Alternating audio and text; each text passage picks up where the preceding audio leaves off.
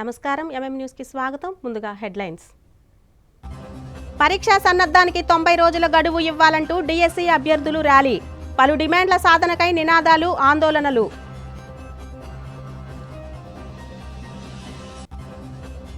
పదిహేడవ రోజుకు చేరుకున్న సిహెచ్ఓల నిరసన. సమస్యలు పరిష్కారమయ్యే వరకు పోరాటం చేస్తామని స్పష్టీకరణ.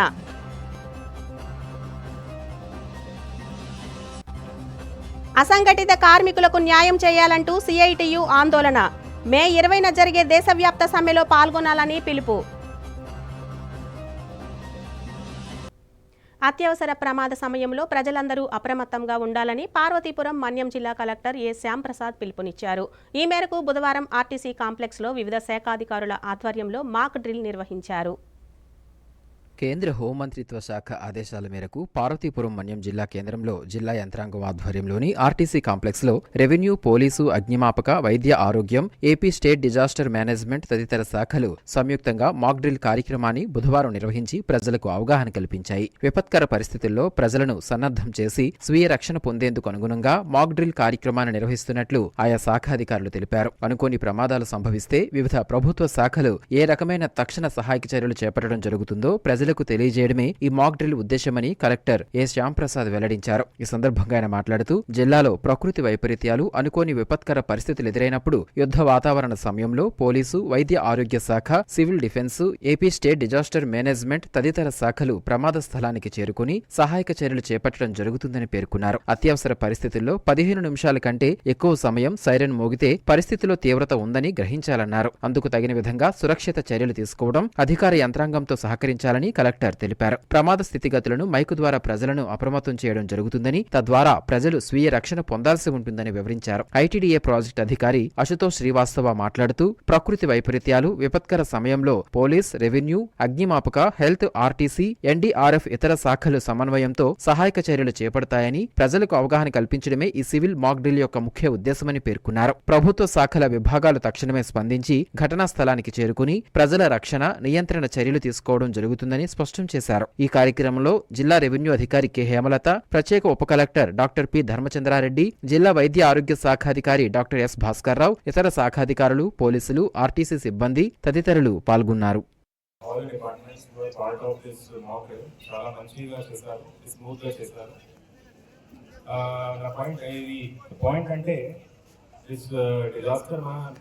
దేశం లొకేషన్ చూస్తే ఎస్పెషల్లీ ఇండియా చాలా పెద్ద కంట్రీ ఉంది. సో మనకి లార్జ్ బౌండరీ, కోస్ట్ లైన్, తర్వాత హిల్లీ ఏరియాస్, చాలా పెద్ద రివర్స్ కూడా ఉన్నాయి. సో మన కంట్రీలో there are chances of lot of disasters. Actually 2 types of disasters. First is the natural disasters. Natural disasters అంటే భూకంప్, సైక్లోన్, థండర్ స్టార్మ్. తర్వాత నెక్స్ట్ మ్యాన్‌మేడ్ డిజాస్టర్. సో మీరు ఆల్రెడీ చూసారు, గతంలో మన పెహల్గాంలో 22 అప్రిల్ ఒక ఈవెంట్ జరిగింది. చాలా మనకి డెత్ అయింది, టెర్రరిస్ట్ అటాక్ జరిగింది. దానివల్ల ఎన్డీఎంఏ నుంచి గైడ్లైన్స్ వచ్చాయి. ప్రతి డిస్ట్రిక్ట్లో, ప్రతి మండల్లో, ప్రతి గ్రామం లెవెల్లో ఒక సెన్సిటైజేషన్ ప్రోగ్రామ్ ఏర్పాటు చేయాలి. ఈరోజు మన పార్వతీపురం డిస్ట్రిక్ట్లో కూడా ఈ ప్రోగ్రామ్ జరిగింది, మాక్ డ్రిల్ జరిగింది. సో ప్రతి సిచ్యువేషన్లో ఎలా రెస్పాండ్ చేయాలి, ఏమేమి స్టెప్స్ తీసుకోవాలి, దానివల్ల ఇది ఎక్సర్సైజ్ జరిగింది. సో వేరే మనకి సినారియోస్లో సపోజ్ ఒక ట్రీ పడిపోయింది, దాన్ని ఎలా రెస్క్యూ చేయాలి, ఒక ఫైర్ యాక్సిడెంట్ జరిగింది, ఇది ఎలా ట్యాకిల్ చేయాలి. సో వేరే సినారియోస్లో ఏమేం ప్రోటోకాల్ ఫాలో చేయాలి, ఇది గురించి ఎక్సర్సైజ్ జరిగింది. సో నా పాయింట్ అంటే మన డిస్ట్రిక్ట్స్ చూస్తే ఎస్పెషలీ వర్షాకాలం స్టార్ట్ అవుతుంది నెక్స్ట్ మంత్ నుంచి. So this cyclonic disturbances, thunder bolt events, ఇది ఖచ్చితంగా మనకి ప్రాపర్గా ట్యాకిల్ చేయాలి. సో మన డిపార్ట్మెంట్ నుంచి మరి మన సిటిజన్స్ నుంచి కూడా ప్రాపర్ కోఆర్డినేషన్, కోఆపరేషన్ ఉండాలి. So once again I congratulate to all the citizens here, to all the departments, to all our media members who were part of this mock drill, and best of luck to our Parvatipuram to face any untoward incident in the future. Thank you very much. Vizianagaram జిల్లా కేంద్రంలోని DSC అభ్యర్థులు తమకు న్యాయం చేయాలని కోరుతూ DYFI ఆధ్వర్యంలో కోట వద్ద నుంచి కలెక్టర్ కార్యాలయం వరకు ర్యాలీ నిర్వహించి మానవహారం చేపట్టారు. అనంతరం డీఆర్ఓ శ్రీనివాసరావుకు వినతి పత్రం అందించారు. ఈ సందర్భంగా డీవైఎఫ్ఐ జిల్లా కన్వీనర్ సిహెచ్ హరీష్ మాట్లాడుతూ రాష్ట్రంలో నిరుద్యోగులు పోరాట ఫలితంగా డీఎస్సీ నోటిఫికేషన్ సాధించుకోవడం జరిగిందని, కానీ పరీక్షకు నిరుద్యోగులు సన్నద్ధం అవడానికి సిలబస్ ఎక్కువగా ఉండడం వలన కనీసం 90 రోజుల సమయం లేకపోవడంతో తీవ్ర ఆందోళనకు గురి అవుతున్నారన్నారు. అదేవిధంగా వయోపరిమితి 47 సంవత్సరాలకు పెంచాలని కోరారు. నార్మలైజేషన్ రద్దు చేసి జిల్లాకు ఒకే పేపర్ నిర్వహించాలని, ఓపెన్ డిగ్రీలో పాస్ అయిన వారికి అవకాశం కల్పించాలని డిమాండ్ చేశారు. ఈ కార్యక్రమంలో డీవైఎఫ్ఐ సభ్యులు, డీఎస్సీ అభ్యర్థులు పాల్గొన్నారు.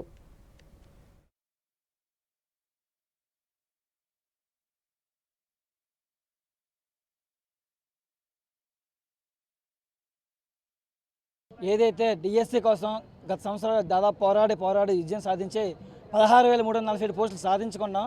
కానీ ఏదైతే దీనికి అత్యంత వేగంగా సిలబస్ ఎక్కువ ఉంది, సమయం తక్కువ, దాదాపు 90 రోజులు గడువు ఇవ్వాలని చెప్పేసి కోరుతున్నాం. అలాగే ఇదే సందర్భంలోనే డిఎస్సి కోసం దాదాపు ఎన్నో సంవత్సరాల నుంచి నిరుద్యోగులు ఒకవైపు పస్తులుంటూ దీనికోసం చదువుతూనే ఉన్నారు. దీని సిలబస్ ఎక్కువ కాబట్టి సమయం ఇవ్వాలి.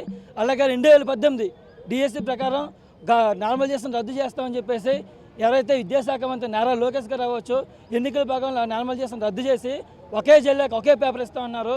ఏదైతే ఈ డిఎస్సి ఎగ్జామ్స్కి ఎటువంటి పరీక్షకి ఎటువంటి ఆటంకం రాకుండా నార్మలైజేషన్ రద్దు చేసి ఈ పరీక్షలు నిర్వహించాలని చెప్పేసి ఈ సందర్భంగా తెలియజేస్తున్నాం. లేని ఎడ్ల ఈ నిరుద్యోగులందరూ కూడా భవిష్యత్తులో ఈ ఎన్నికలు జరుగుతాయి కాబట్టి ఆ సమయంలో బుద్ధి చెప్తామని చెప్పేసి ఈ సందర్భంగా తెలియజేస్తున్నాం. మేము ఇక్కడికి వచ్చి కోచింగ్ కానీ జాయిన్ అయ్యాం సార్. టెట్కి వచ్చి 90 డేస్ ఇచ్చారు. మరి అదేవిధంగా సిలబస్ కూడా దీనికి ఎక్కువ ఉంటుంది కదా సార్. దానికి మరి టైం ఇవ్వాలి కదా. 45 డేస్లో మీరు ఫోకస్ చేసి చదవాలంటే ఎలా సార్ మాకు అవుతుంది? మేము పిల్లల్ని విడిచిపెట్టి వచ్చాం సార్ ఇక్కడికి. మాకు ఈ డిఎస్సి సాధించాలని మేము ఎంతో ఇంటి దగ్గర చెప్పేసే కదా ఫోకస్ చేస్తూ వచ్చాము. మాకు ఈ 45 డేస్ సరిపోదు. అలానే మాకు నార్మలైజేషన్ వద్దు సార్. జిల్లాకు ఒక పేపర్ ఇస్తూ ప్రతి ఒక్కరికి ఒకే పేపర్ ఇచ్చేస్తూ చేయాలి సార్. విజయనగరం జిల్లా గంట్యాడ మండలం పెంట శ్రీరాంపురం గ్రామంలో శ్రీ బొర్రా పైడితల్లి అమ్మవారి సిరిమానోత్సవం కనుల పండుగగా అత్యంత వైభవంగా జరిగింది. వివిధ ప్రాంతాల నుంచి వేలాదిగా భక్తులు హాజరై అమ్మవారి సిరిమానోత్సవాన్ని తిలకించారు. పేరెంటాలు అధిరోహించిన సిరిమాను రథం అమ్మవారి శతకం పుట్టు నుంచి ప్రధాన వీధి మీదుగా సాగింది. సిరిమాను రథం వెంట వివిధ రకాల పండ్లు, వేషాలు, రథాలు తరలి వెళ్లాయి. సిరిమానోత్సవం సందర్భంగా ఎలాంటి అవాంఛనీయ సంఘటనలు జరగకుండా పోలీస్ బలగాలు పటిష్ట బందోబస్తు నిర్వహించారు.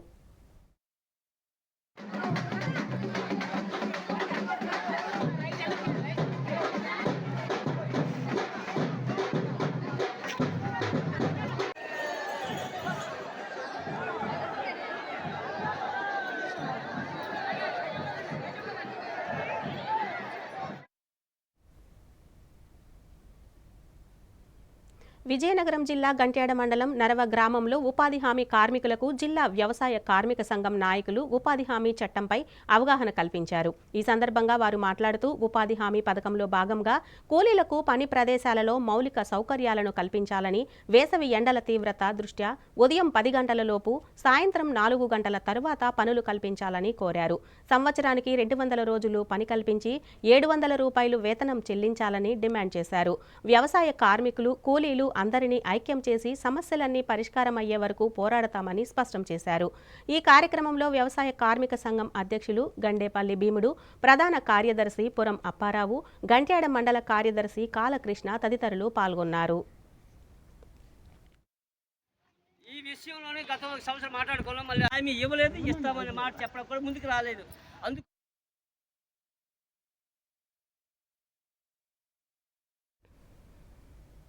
పార్వతీపురం మన్యం జిల్లా కేంద్రంలోని ఆర్టీసీ కార్మికులు తమ సమస్యలు పరిష్కరించాలని కోరుతూ డిపిటిఓ కార్యాలయం వద్ద ఆందోళన నిర్వహించారు. ఈ సందర్భంగా నేషనల్ మజ్దూర్ యూనియన్ జోనల్ కార్యదర్శి సూర్యరాములు మాట్లాడుతూ ఆర్టీసీ ఉద్యోగులకు భద్రత కల్పిస్తూ విడుదల చేసిన సర్క్యులర్ని అన్ని డిపోల్లో అమలు చేయాలని డిమాండ్ చేశారు. కింది స్థాయి ఉద్యోగులు, కార్మికులపై అధికారులు కక్షపూరితంగా వేటు వేస్తున్నారని, తక్షణమే అక్రమ సస్పెన్షన్లను ఎత్తివేయాలన్నారు. మహిళా ఉద్యోగులకు ప్రభుత్వ జీవో ప్రకారం పిల్లల సంరక్షణ కోసం సెలవులు మంజూరీ చేయాలన్నారు. తక్షణమే ప్రభుత్వం సమస్యలకు పరిష్కారం చూపకపోతే సమ్మె తప్పదని హెచ్చరించారు. ఈ కార్యక్రమంలో యూనియన్ నాయకులు, ఆర్టీసీ డ్రైవర్లు, సిబ్బంది తదితరులు పాల్గొన్నారు.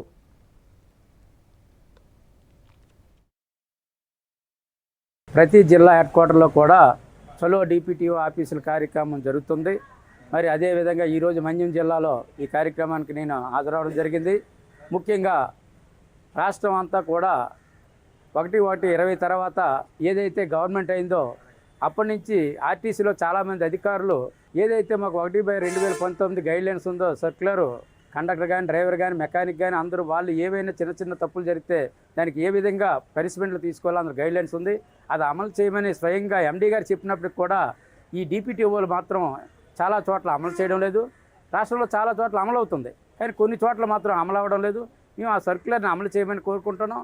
అదేవిధంగా ఎండీ గారే 1/20 సర్క్యులర్ ఎటువంటి సిక్కుకైనా జీతాలు ఇవ్వమని సర్క్యులర్ ఇచ్చున్నారు. ఆ సర్క్యులర్ని కూడా ఇక్కడ గవర్నమెంట్ సిక్ చేస్తే జీతాలు ఇవ్వడం లేదు. అదేవిధంగా ప్రైవేట్ సిక్ చేసినా ఏ సిక్ చేసినా అది జెన్యూనిటీ లేదనేది హెడ్ ఆఫీస్కి పంపన్నారు. అది పంపకుండా లాసప్పై చేస్తున్నారు. అదేవిధంగా మహిళలకు 3 రోజులు సెలవులు కూడా ఇవ్వడానికి ఇబ్బంది పెడుతున్నారు. వాళ్ళకి రెస్ట్ రూమ్లు అయితే చాలా అధ్వానంగా ఉన్నాయి.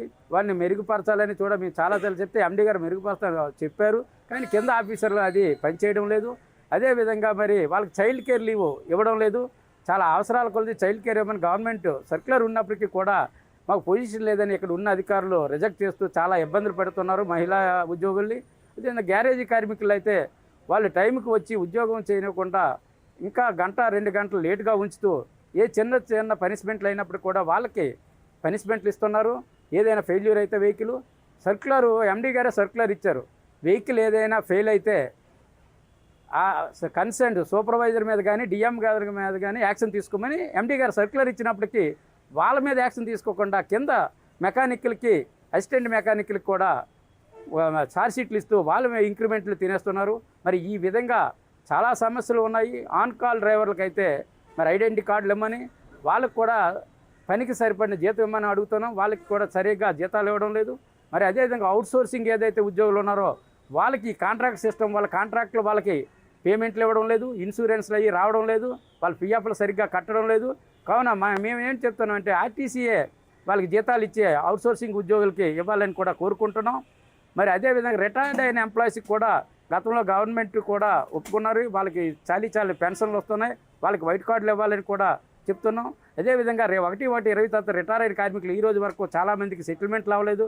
అవన్నీ సెటిల్మెంట్లు అవ్వాలని మరి ఏదైతే ఇప్పుడు ఈ మధ్యన గవర్నమెంట్ ఎలక్ట్రికల్ బస్సులు తీసుకొస్తున్నారో ఆ బస్సుల్ని ప్రైవేటు వ్యక్తులకు ఇవ్వకుండా ఆర్టీసీ సంస్థ కానీ గవర్నమెంట్ కానీ నడపమని మేము కోరుకుంటున్నాం. దానివల్ల ప్రజలకు మెరుగైన సౌకర్యం అందుతుంది. ఈ ప్రైవేటు వ్యక్తులకు ఇవ్వడం వల్ల ఆర్టీసీ మీద పెనుభారం పడి వాళ్ళకే ఇచ్చి తిరిగి నష్టాల్లోకి వెళ్తుంది. కాబట్టి ఎలక్ట్రికల్ బస్సుల సంస్థ కానీ గవర్నమెంట్ కానీ నడపాలని మేము కోరుకుంటున్నాం. మరి ఈ విధంగా ఆఫీసు సిబ్బందికి అయితే రిక్రూట్మెంట్ లేక చాలా ఇబ్బంది ఉంది. ఆఫీసులో కంప్యూటర్లు సరిగా లేవు, అదేవిధంగా సరైన స్టాఫ్ లేరు. వాళ్ళకు కూడా సరైన స్టాఫ్ను నియమించి సరైన కంప్యూటర్లు ఇచ్చి వాళ్ళ చేత పని చేయించుకోవాలని కూడా కోరుకుంటున్నాం. చాలామంది అనారోగ్యం అయితే ఏదైతే హీచేజ్ కార్డు ఉందో చాలా హాస్పిటల్ రిజెక్ట్ చేస్తున్నారు. మేము ఆర్టీసీలో గతంలో ఆర్టీసీ ఎంత ఖర్చు అయినా ఎటువంటి దేనికైనా భరించేది. ఆ పాత వైద్య విధానం కూడా మేము కోరుకుంటున్నాం. అదేవిధంగా అది ఇస్తామని కూడా గతంలో చెప్పి ఉన్నారు, దాన్ని కూడా అమలు చేయాలని మేము కోరుకుంటున్నాం. ఈ విధంగా ఇంకా చాలా సమస్యలు అది వర్క్షాప్కి సంబంధించి సమస్యలు ఉన్నాయి. మరి ఈ అధికారులు మాత్రం కేవలం గవర్నమెంట్ బ్యాడ్ చేయాలనే ఉద్దేశంతో అధికారులు ఇవి అమలు చేయడం లేదు. ఇప్పటికైనా మా న్యాయమైన సమస్యలు ఏదైతే మా రాష్ట్ర కమిటీ ఇచ్చిందో ఆ సమస్యలన్నింటినీ కూడా మేనేజ్మెంట్ వారు వెంటనే పరిష్కరించి మేము ఆందోళనల్ని విరమింపజేయాలని మీ ద్వారా కోరుకుంటున్నాం. ఇప్పుడు కాసేపు విరామం.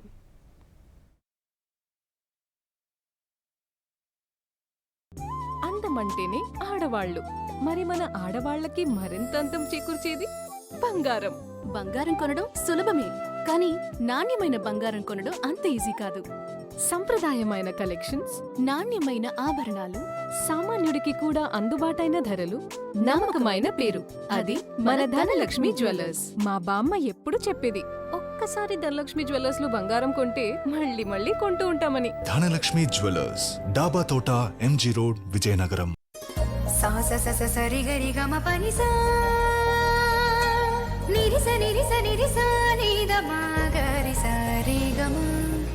అమ్మాయికి తన సొగసే ఆనందం, మన మనసే దోచేనే తన అందం, అందానికి ప్రతిరూపం ఆభరణం.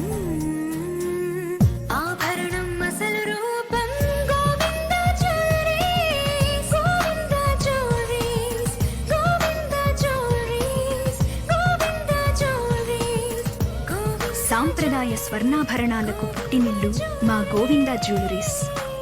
Govinda jewelleries, MG road, Vizianagaram. Welcome back. గ్రామీణ ప్రాంతాల్లో కేంద్ర రాష్ట్ర ప్రభుత్వాలు ప్రతిష్టాత్మకంగా ఏర్పాటు చేసిన కమ్యూనిటీ హెల్త్ ఆఫీసర్ల దీర్ఘకాలిక సమస్యలను పరిష్కరించాలని చేస్తున్న నిరవధిక సమ్మె 17వ రోజుకు చేరుకుంది. ఈ మేరకు సిహెచ్ఓలు దీర్ఘకాలికంగా అపరిష్కృతంగా ఉన్న సమస్యలను పరిష్కరించాలంటూ ప్లకార్డులు ప్రదర్శించారు. ఈ సందర్భంగా వారు మాట్లాడుతూ ఉన్నత విద్యను అభ్యసించి చాలని వేతనాలతో జీవనం గడుపుతూ ఉద్యోగ బాధ్యతలు నిర్వహిస్తున్నామని ఆవేదన వ్యక్తం చేశారు. ఆయుష్మాన్ భారత్ నిబంధనల ప్రకారం సిహెచ్ఓలను సత్వరమే రెగ్యులర్ ఉద్యోగులుగా క్రమబద్ధీకరించాలన్నారు. పెండింగ్ బిల్లులను మంజూరు చేయాలని, 23% జీవన భృతి కల్పించాలని, బదిలీలకు గ్రీన్ సిగ్నల్ ఇవ్వాలని విజ్ఞప్తి చేశారు. తమ న్యాయబద్ధమైన డిమాండ్లపై ప్రభుత్వం సత్వరం స్పందించకుంటే భవిష్యత్తులో తమ ఆందోళనలు ఉధృతం చేస్తామని హెచ్చరించారు. కుంటునవలసలో సిహెచ్ఓగా వర్క్ చేస్తున్నాను, కమ్యూనిటీ హెల్త్ ఆఫీసర్గా. మేము గత 6 సంవత్సరాల నుంచి మేము వర్క్ చేస్తూనే ఉన్నాం సార్. కానీ ఇప్పటి వరకు మేము ఏ సమ్మె ఏమీ చేయలేదు, మేము ఏ డిమాండ్స్ కూడా అడగలేదు.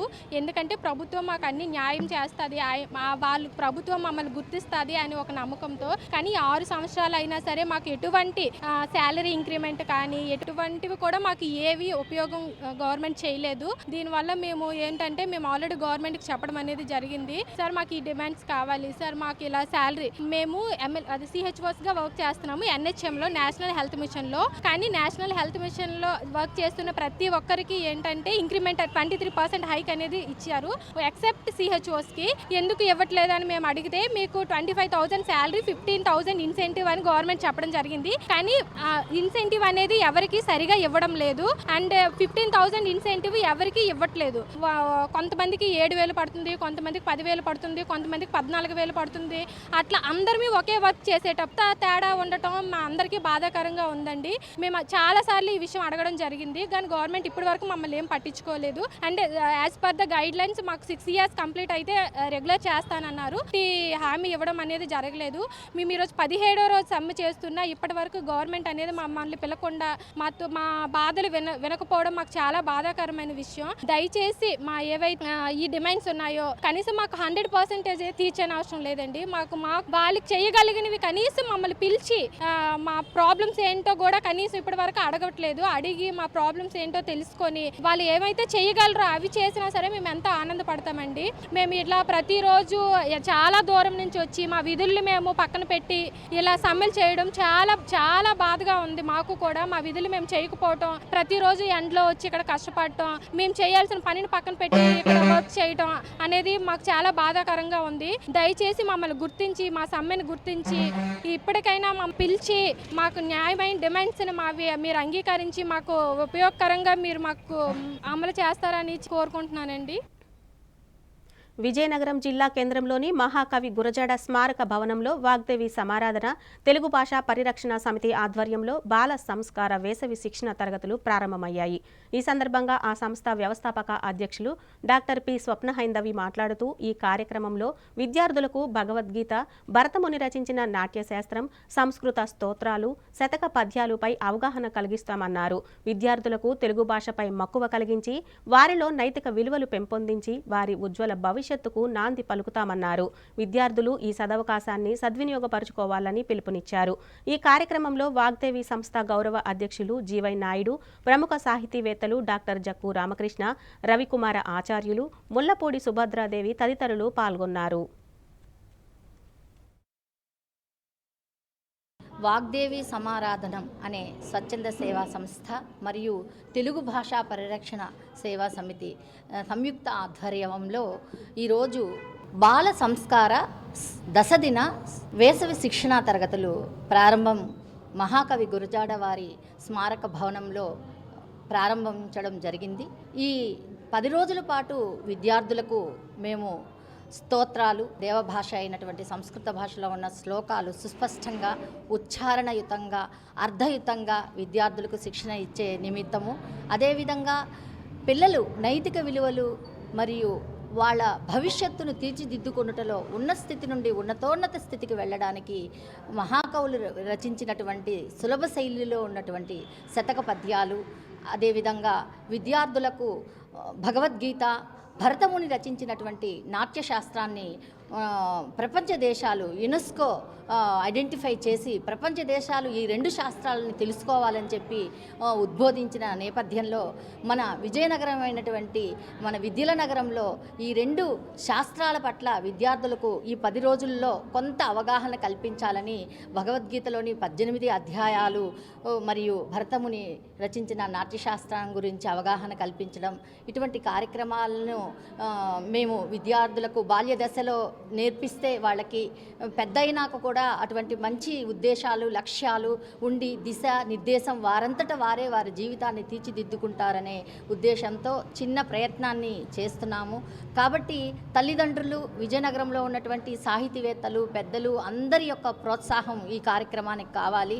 వేసవిలో సమయాన్ని సద్వినియోగం చేసుకునే విధంగా పిల్లలు ప్రతిరోజు ఉదయం 8:30 శిక్షణా తరగతికి రావాలి. 10 గంటలకల్లా ఈ తరగతులు పూర్తవుతాయి. కాబట్టి ఈరోజు గురజాడ వారి గృహంలో మనము ఈ కార్యక్రమాన్ని ప్రారంభించుకోవడం ఇది మన యొక్క విజయానికి నాంది అని నేను భావన చేస్తూ ప్రతి ఒక్కరూ కూడా ఈ కార్యక్రమానికి విద్యార్థులను పంపించవలసిందిగా, ప్రోత్సహించవలసిందిగా కోరుకుంటున్నాను. విద్యార్థుల్లో సంస్కృతి సంప్రదాయాల్ని అభివృద్ధి చేయలేటువంటి సత్సంకల్పంతో ప్రతి సంవత్సరము విద్యార్థులకి వేసవి శిక్షణా శిబిరంలో మన భారతీయ సంస్కృతిని, మన తెలుగు యొక్క గొప్పతనాన్ని తెలియజేయడం జరుగుతూ ఉంది.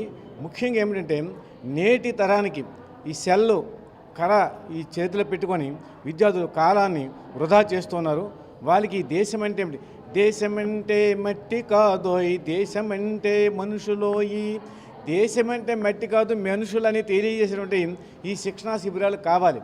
చక్కగా విద్యార్థులు అటువంటి సాహిత్యాన్ని పిన్న వయసులోనే విద్యార్థులకి అందించాలనేటువంటి సత్సంకల్పంతో డాక్టర్ స్వప్న హైందవి గారు, గురుప్రసాద్ గారు జర్నలిస్ట్ వీరిరువురు కలిసి ఇక్కడ ఏర్పాటు చేయడం జరిగింది.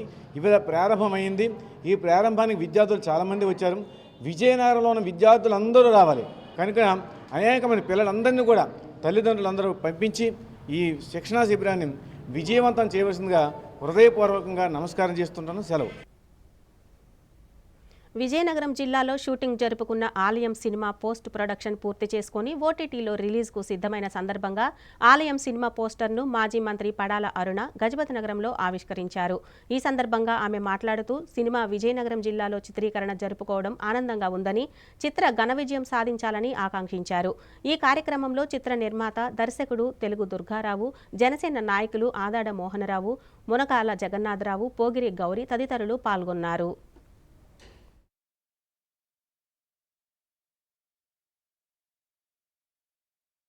మార్చి 3వ తారీఖుని ఇది క్లాప్ కొట్టడం జరిగింది.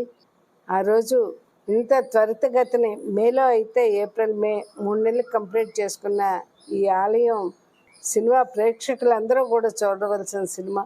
ఎందుకంటే మన ప్రాచీన సాంప్రదాయాల్ని, మన ప్రాచీన గుళ్ళని, గోపురాలని ఈరోజు ఆదరించవలసిన సమయం, అవసరం ఈరోజు మనకు ఎంతైనా ఉంది. మన సనాతన ధర్మాన్ని ఈరోజు పరిరక్షించుకోవాల్సిన బాధ్యత ఏ ఒక్కరితో కాదు మన అందరిపైన ఉంది. మరి దాన్ని మన అందరం కూడా కలిసికట్టుగా ఈరోజు ఈ సినిమా తీసిన మన దుర్గారావు గారిని ముఖ్యంగా అభినందిస్తున్నాను. ఎందుకంటే ఆయన పట్టువదలని విక్రమార్కుల్లాగా మరి సినిమా స్టార్ట్ అవ్వక ముందు నుంచి కూడా సినిమా తీయాలని తాను పేదవాడైనా సనాతన సాంప్రదాయాలను కాపాడాలనే ఒక మంచి ఉద్దేశంతో ఈ సినిమాని తీయడం జరిగింది. ఆయన ముఖ్యంగా పూర్తిగా అభినందిస్తున్నాం. ఈ సినిమా ప్రేక్షకులందరూ కూడా మనసు దోచుకొని కంపల్సరిగా చూడవలసిన సినిమా. ఈ సినిమాని అందరూ కూడా ఆదరించమని చెప్పి మమ్మల్ని అందరినీ కోరుతున్నాను. కేంద్ర బీజేపీ ప్రభుత్వం అనుసరిస్తున్న ప్రజా వ్యతిరేక విధానాలను నిరసిస్తూ మే 20న జరుగు అఖిల భారత సమ్మెను జయప్రదం చేయాలని కోరుతూ సిఐటియు ఆధ్వర్యంలో విజయనగరం జిల్లా కేంద్రంలోని కోట వద్ద ఆందోళన నిర్వహించారు. ఈ సందర్భంగా వారు మాట్లాడుతూ కార్మిక వ్యతిరేక 4 లేబర్ కోడ్లు రద్దు చేయాలని, కనీస వేతనం 26,000 చెల్లించాలని డిమాండ్ చేశారు. భారతీయ కార్మిక వర్గాన్ని యాజమాన్యాలకు బానిసలుగా మార్చేందుకు ప్రభుత్వం 4 లేబర్ కోడ్లు తీసుకువచ్చిందని విమర్శించారు. ఈ లేబర్ కోడ్ల వల్ల కార్పొరేట్ల లాభాలు పెరిగి పెరిగి కార్మికులు ఏ హక్కులు లేని బానిసలుగా మారిపోతారని ఆవేదన వ్యక్తం చేశారు. ఇటువంటి ప్రజా వ్యతిరేక విధానాలను సమ్మెల ద్వారా కట్టడి చేయాలని కార్మిక వర్గానికి పిలుపునిచ్చారు. ఈ కార్యక్రమంలో సిఐటియు నాయకులు, కార్యకర్తలు పాల్గొన్నారు.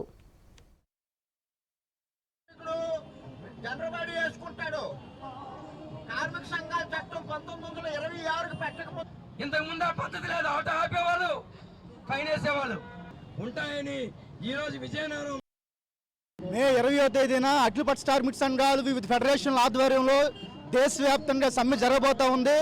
ఆ సమ్మెని జయప్రదం చేయడం కోసం జిల్లా వ్యాప్తంగా 20 మండలాల్లో 5 రోజుల పాటు జీపు జాత నిర్వహించడం జరిగింది.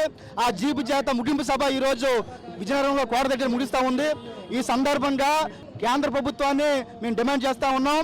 కేంద్ర ప్రభుత్వం తీసుకొచ్చినటువంటి 4 లేబర్ కోడ్స్ని రద్దు చేయాలని చెప్పేసి, అదేవిధంగా కనీస వేతనం 26,000 రూపాయలు ఇవ్వాలని చెప్పేసి, ప్రభుత్వ సంస్థల్ని కాపాడాలని చెప్పేసి, ఖాళీ పోస్టులు భర్తీ చేయాలని చెప్పేసి, అధిక ధరల్ని తగ్గించాలని చెప్పేసి, దీంతో పాటు ఏదైతే ప్రధానంగా ఈరోజు మోడీ ప్రభుత్వం విపరీతంగా కార్మికుల్ని కట్టు బానిసలు చేయడం కోసం 4 లేబర్ కోడ్స్ తీసుకొచ్చింది.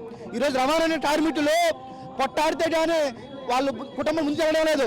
ఆటో వేసుకున్న పైన ఈ చలాన్ పేరు మీదుగా పెద్ద ఎత్తున ఫైన్లు వేస్తూ ఉన్నారు, జరిమానా వేస్తూ ఉన్నారు. పోలీసు వేధింపులు పెరిగాయి.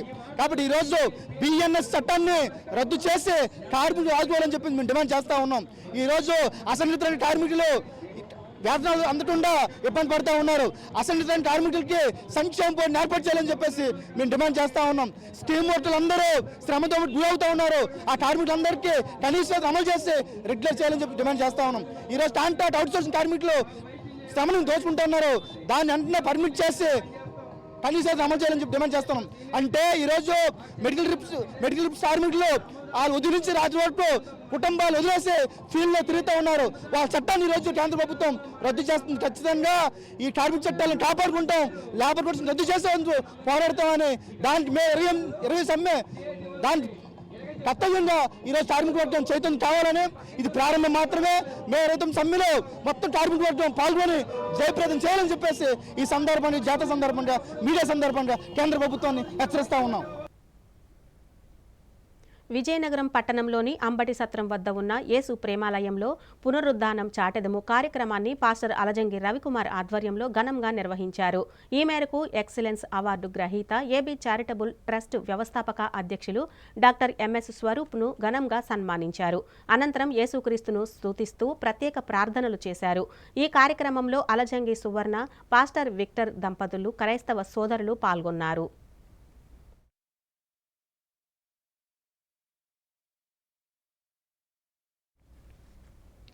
వార్తలు ముగించే ముందు హెడ్లైన్స్ మరోసారి చూద్దాం. పరీక్ష సన్నద్ధానికి 90 రోజులు గడువు ఇవ్వాలంటూ డిఎస్సి అభ్యర్థుల ర్యాలీ. పలు డిమాండ్ల సాధనకై నినాదాలు, ఆందోళనలు. 17వ రోజుకు చేరుకున్న సిహెచ్ఓల నిరసన. సమస్యలు పరిష్కారం అయ్యే వరకు పోరాటం చేస్తామని స్పష్టీకరణ.